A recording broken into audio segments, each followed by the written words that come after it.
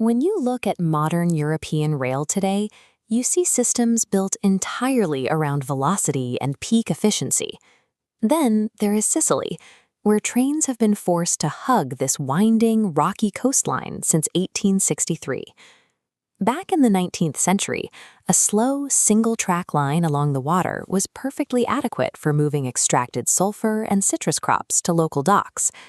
The island's interior is a fortress of steep, highly volatile mountain terrain that historically made laying track inland almost impossible. This map tracks the 10ET Scandinavian Mediterranean Corridor, a massive European transport network standardizing rail speeds from Northern Europe to the Mediterranean. But when that high-speed flow reaches Sicily, it hits a bottleneck, splintering into outdated 19th-century coastal routes.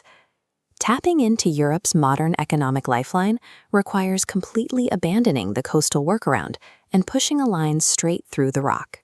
That is the specific goal of the new Palermo-Catania-Messina railway project. Engineers are taking the alignment off the vulnerable coast and driving it directly inland.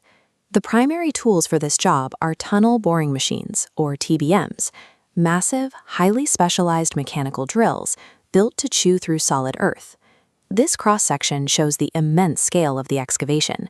The project requires 42 kilometers of new construction, anchored by the Sicily tunnel, which will cut a straight horizontal line over 9 kilometers deep through the mountains. The problem is that the rock inside these mountains isn't uniform. The drills constantly hit shifting geology, moving from hard, dense stone directly into loose, volatile soil. The TBMs adapt using a dual mode system, instantly adjusting mechanical pressure to match the shifting rock. The cutting head continuously reads soil behavior, feeding real-time data back to operators to adjust their approach and prevent cave-ins. Running an operation of this size requires an enormous local footprint.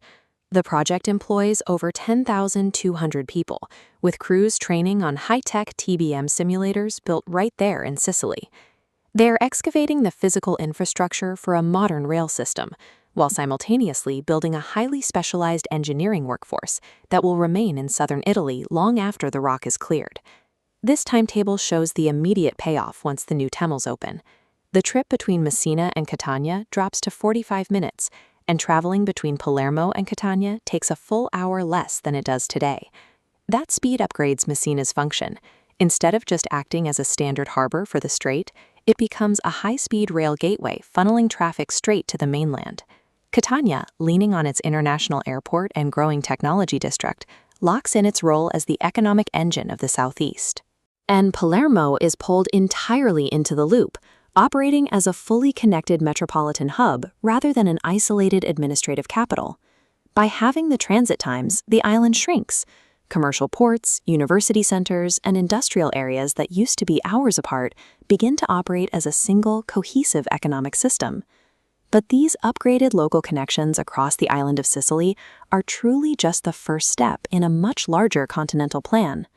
This map traces the new Sicilian tunnels directly into the Salerno-Reggio Calabria line, rapidly carrying traffic straight up the Italian peninsula. From there, it crosses the Alps and reaches all the way up to Scandinavia, opening a direct pipeline for northern European trade.